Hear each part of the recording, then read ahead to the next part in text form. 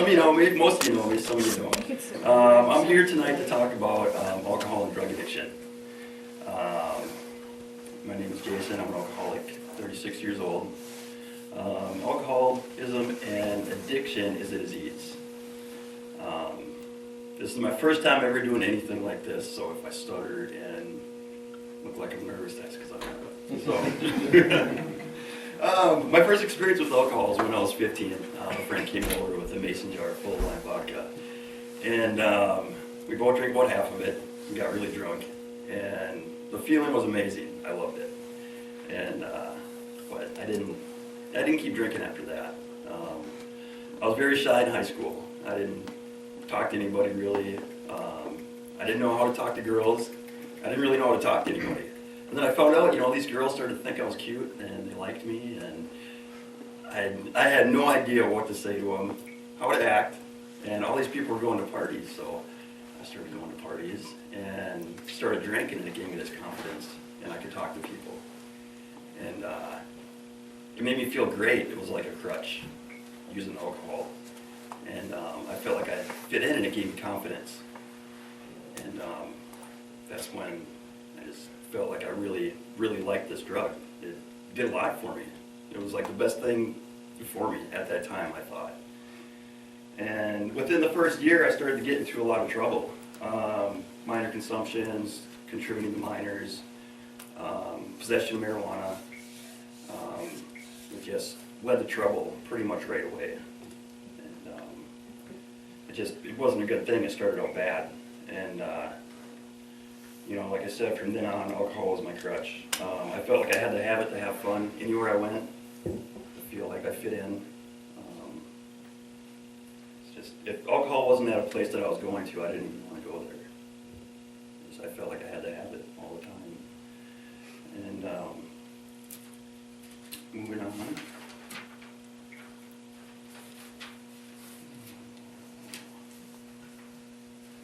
So, the partying and the trouble, it just escalated. I was drinking more and smoking pot on a daily basis. Every day I was smoking pot and drinking, probably about 3 days a week. I went to jail for the first time when I was 19 for burglary. Drugs and alcohol were involved. I was really scared when I went to jail. And it wasn't so bad when I got there, but it's definitely not a fun place to be. You don't want to go there. It's not a good time. And from then on, it just got worse. The jail, it didn't faze me at all. I got out drinking, doing drugs, and it didn't stop me at all. I continued drinking and using drugs through my 20s.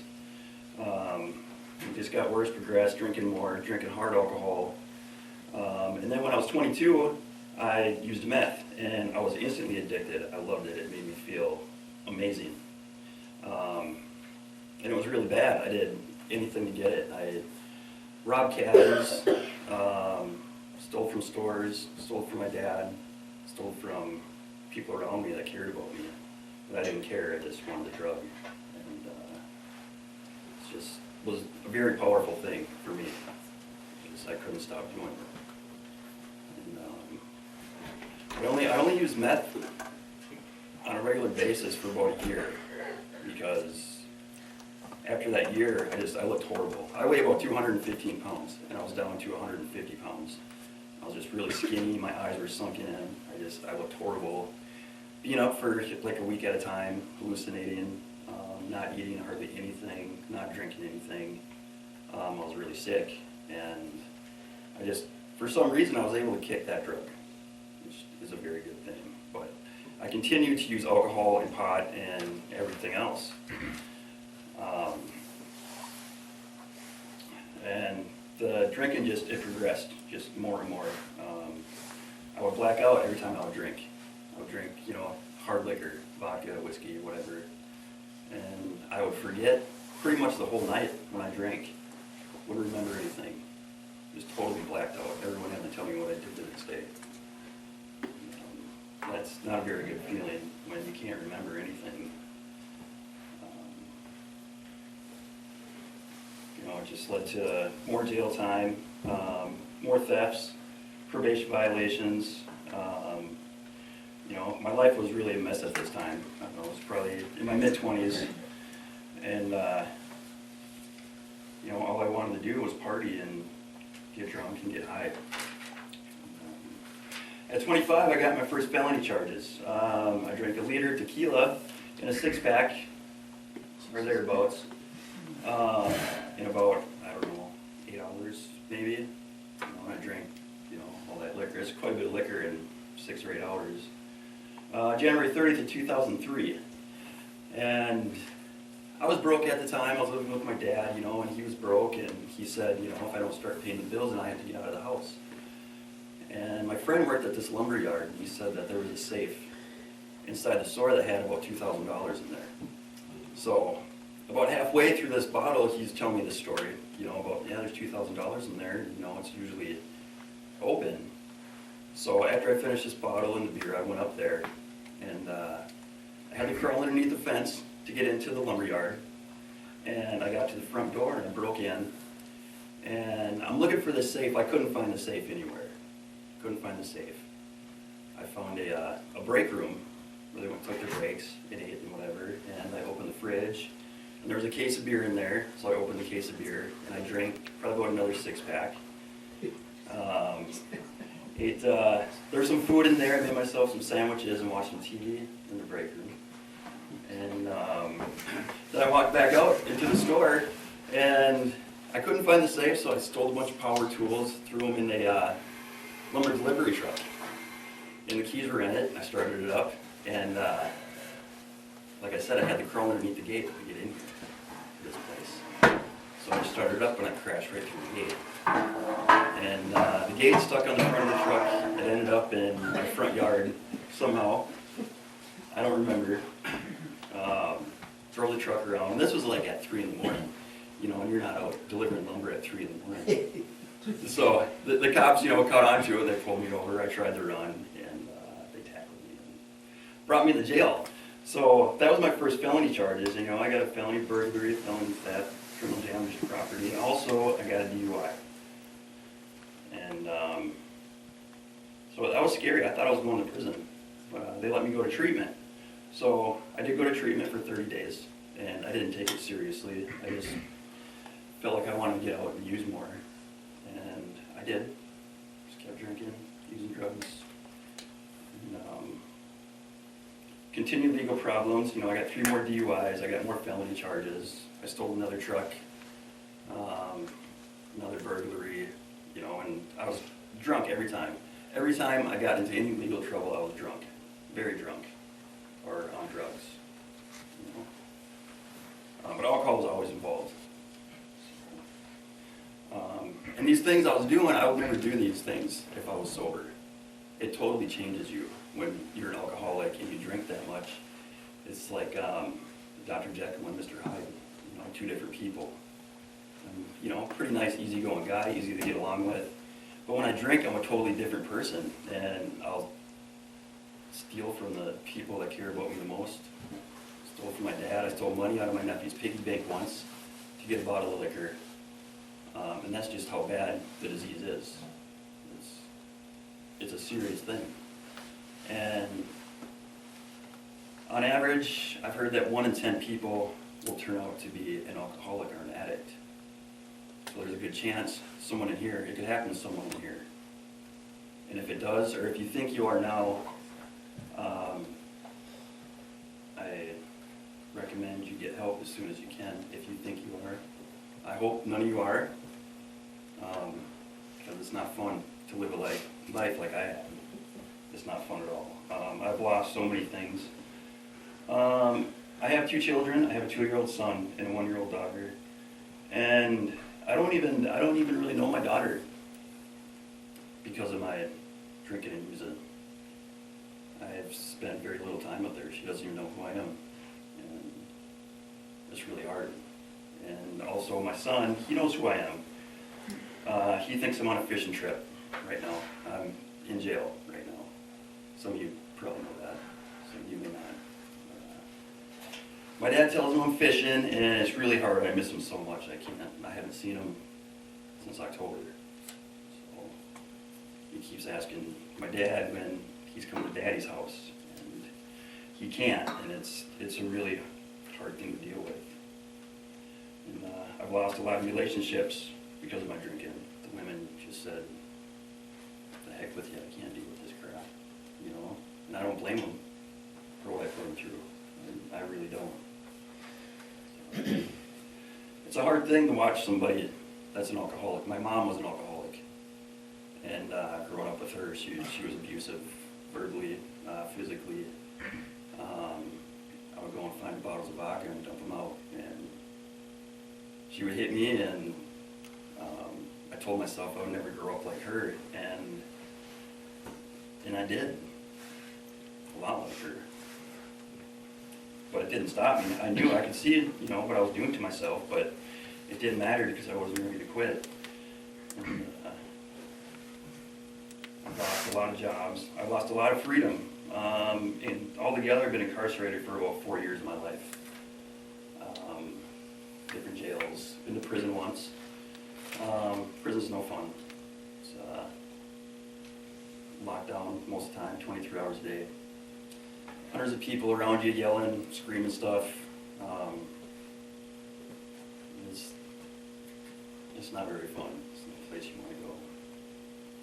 And if I keep drinking and using drugs, that's where I'm going to be. And that's where I might be going still. I don't know. I don't know if you guys know no one that stole the UPS truck from Howard's. That was me. I started drinking again. I was sober for quite a while. And, didn't really have any reason to do it. I just had started drinking again, and drinking before work, and then while I was at work I was drinking, and then I smoked some pot, and for some reason the idea popped into my head to steal a UPS truck and all the money out of the till and go to the casino on War Road and play blackjack. I'll never find you. Yeah. They got me the next morning in the hotel. So, you know, right now I wouldn't think of doing anything like that. And to this day, I still really don't know why I did it. But I'm just here to say that, you know, this is a really serious thing. You know, drinking and doing drugs, you know. I'm sure, you know, there's a lot of people in high school, you know, say it's a cool thing to do, you know, go and smoke pot, go and drink, but it's not a very cool thing. I'm 36 years old and I have nothing. I've lost everything, pretty much. I mean, my family's still there for me, but I don't have nothing to show for myself. I'm in jail right now, looking at 111 months in prison if I don't get accepted back into DUI court. And it's hard to deal with at times. But I've been going to AA, Alcoholics Anonymous, 5 days a week. And it's really helping me. It's a really good program. I'm working with a sponsor, and he's kind of walking me through the steps, and I'm taking it seriously this time. I really am. And I found God this time. And my sponsor, you know, he says, you know, you got to ask God to help you, to help stay sober and forgive people and forgive yourself and not hold on to resentments, you know. And it's been working. I've been feeling pretty good about myself. Even though I'm in the place where I am, I feel like I'm finally able to say I don't want to drink. I really don't. And I got to keep working the program, because if I don't, and if I slip up, then I'll go back to drinking, and the same thing's going to happen. And I'm going to either kill myself or kill someone else or spend the rest of my life in prison. And, you know, if I can help just one of you people out here, you know, if any of you guys are struggling, drugs or alcohol, I hope my story will change your mind.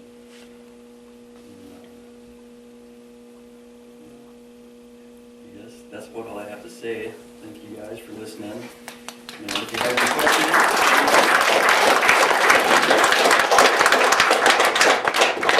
Does anybody have any questions for Jason? I was going to ask you, when you said you started with vodka, was a lot of your drinking with beer? I mean, with 6-packs or whatever of beer? Yeah, when I started Was a lot out, of it mixed? when I started out, it was beer when I was younger.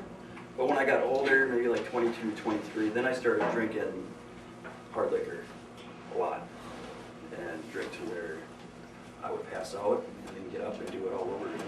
I don't understand though, you said you had, I don't understand how you were on your feet. You said, with all that you had been drinking and then you had another 6-pack at that break room?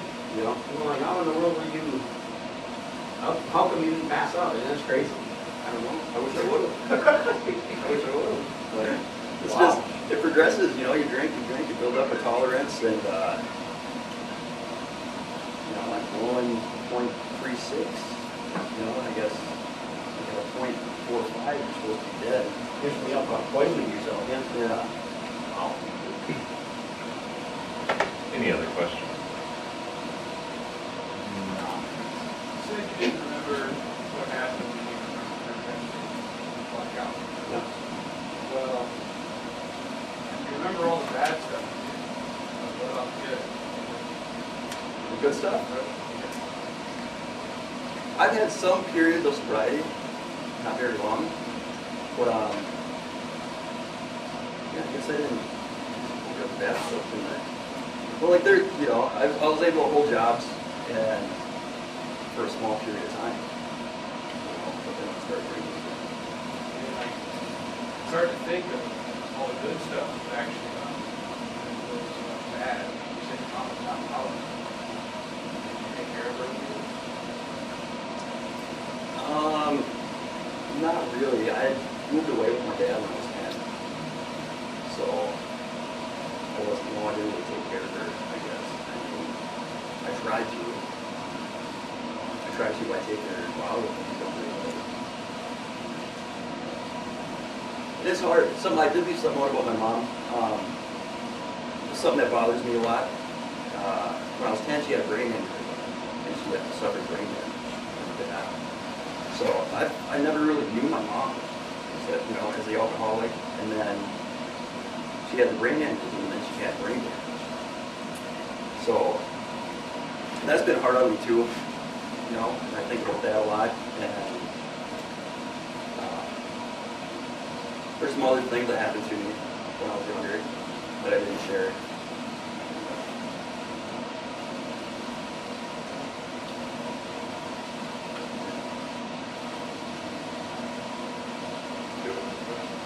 I have a question. You mentioned you blew a .3 and at .45 you were blood alcohol level would kill you. 0.36.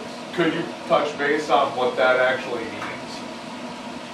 Like the percentage level of your blood versus alcohol? Percentage? Yes. What do you mean? It was it'd be like 45% alcohol in your blood. Is what a 0.45 would be. I just figured maybe not everybody Oh, else knew that. yeah. Yeah, that's how they figure out, you know, when you blow into something, you know, you blow 0.1, then you got 10% alcohol flowing through your blood. So a 0.2 is 20 and Yep. 3, 30, etc.? Oh, Yep. Good question. don't light a match. Yeah, yeah. So you had 36% alcohol in my blood. That's a lot of alcohol. That's crazy. So you mentioned that your family is really relatively supportive of you and stuff. So when you were in the midst of the worst times, are there any helpful suggestions you have for those of us who might be watching this happen in somebody's life and wanting to help them get out of it? What can you do? Like you said, sometimes you just didn't care.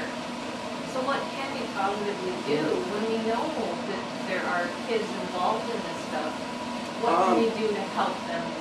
To help, realize what, like a suffering alcoholic or addict. or just any types of stuff? If a person is an alcoholic or an addict, sadly enough, there's really not much that you can do unless they want to be sober. Yeah, Unless they want it. They have to really want it, and people beat themselves up, you know, trying to help, and I mean, you can try, you know, and try to convince them that they're an alcoholic and they need help, but they ain't gonna help themselves unless they want to.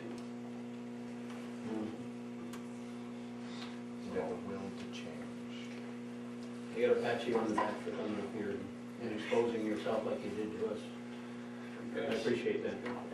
Chris? With addiction and alcohol, they talk about rock bottom. Mhm. What would you say your rock bottom was? No, No? no, yeah. Stealing the UPS truck and the money from Howard's. Jerry bought a trailer and rented it out to me. It was very nice to me, very good to me. And, you know, and then I did this to him. And I really like Jerry and Howard. They're good people. Yeah. You know, they've been very good to me. And I didn't do it to them because I don't like them. I do like them. I think they're awesome, but I was just all messed up, and just not in the right frame of mind. Liquid courage, Yeah. liquid stupid. Yeah. Well, like you said, Dr. Jekyll and Mr. Hyde. Yeah. You know. I would like to say one other thing, that there's one person that has been very supportive and amazing, and this is my girlfriend Debbie here. She has been with me every step of the way through all this, and I appreciate it, honey. I love you. Thank you. So AA is really good for you now that you want help. Yeah. Yeah, that's great. Yeah. It's nice. The jail, or Gary, the sheriff, has let me go 5 nights a week. You That's a good thing. You mentioned God briefly. Yeah. And yeah, it was briefly. I like that topic. That's one Yeah. of my favorite topics. Yeah. That's something new. That is something new. I've, you know, prayed before, but I guess it was for all the wrong reasons, asking to get me out of something, or like, I'll make a deal with them, you know, well, if you do this, you know, then I promise I won't do this anymore. But I don't think that's how it works. Didn't work very So how good. does it work? It works. Well, I ask him for guidance and forgiveness, and just to help me and my everyday struggles. Like if I'm having a bad day, I say, God, will you please help me figure out a way to have a better day? Or, you know, I pray for other people a lot. I pray for the people I don't want to pray for. My sponsor said, the first people you should pray for is the people that you really don't want to pray for. That was really hard at first, but I did it, and I have been doing it. Thanks for praying for me.